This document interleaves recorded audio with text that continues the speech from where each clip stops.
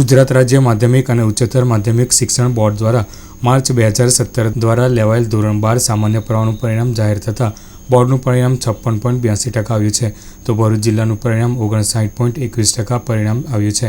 જિલ્લામાં માત્ર 3 વિદ્યાર્થીઓ A1 ગ્રેડ સાથે ઉત્તીર્ણ થયા છે.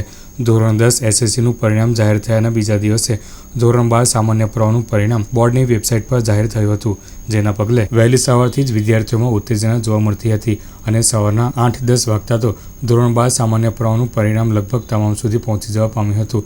ભરૂચ જિલ્લા શિક્ષણ અધિકારી નૈસદ મકવાણાએ જિલ્લાના પરિણામની માહિતી આપતા જણાવ્યું હતું કે આ પરિણામની જે માર્કશીટો છે એ 5 તારીખે 5મી જૂને આવશે, એટલે વિતરણ તે દિવસે કરવામાં આવશે. અત્યારે ભરૂચ જિલ્લાનું ધોરણ 12 સામાન્ય પ્રવાહનું પરિણામ એટલું સારું છે પ્રમાણમાં. 9,375 વિદ્યાર્થીઓ રજીસ્ટર થયેલા, એમાંથી 9,198એ પરીક્ષા આપી છે અને 5,269 વિદ્યાર્થી પાસ થયા, એટલે કુલ મળીને 59.21% આપણા જિલ્લાનું પરિણામ 12 સામાન્ય પ્રવાહનું છે. અને પ્રમાણમાં તુલના કરીએ તો ગયા વર્ષે 54.71 હતું અને આ વખતે 59.21% છે, એટલે આટલો તફાવત છે અને આટલું આપણું જિલ્લાનું એક પ્રોગ્રેસિવ કામ થયું કહેવાય. ભરૂચ જિલ્લાના પરિણામ પર દ્રષ્ટિ કરીએ તો જિલ્લાના 10 પરીક્ષા કેન્દ્રો પૈકી સૌથી વધુ પરિણામ દયાદરા કેન્દ્રનું 91.64%, જ્યારે સૌથી ઓછું પરિણામ હાસોટ કેન્દ્રનું 52.48% આવ્યું છે.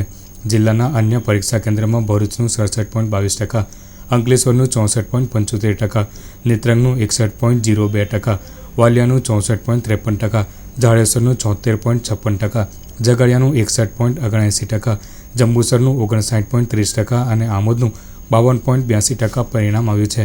ભરૂચ જિલ્લાના 3 વિદ્યાર્થીઓ A1 ગ્રેડ મેળવ્યો છે, તો 99 વિદ્યાર્થીઓ A2 ગ્રેડમાં, 547 વિદ્યાર્થીઓ B1 ગ્રેડમાં, 1261 વિદ્યાર્થીઓ B2 ગ્રેડમાં, 1565 વિદ્યાર્થીઓ C1 ગ્રેડમાં, C2માં 1193 અને D ગ્રેડમાં 777 તેમજ E ગ્રેડમાં 1 વિદ્યાર્થી ઉત્તીર્ણ થયો છે.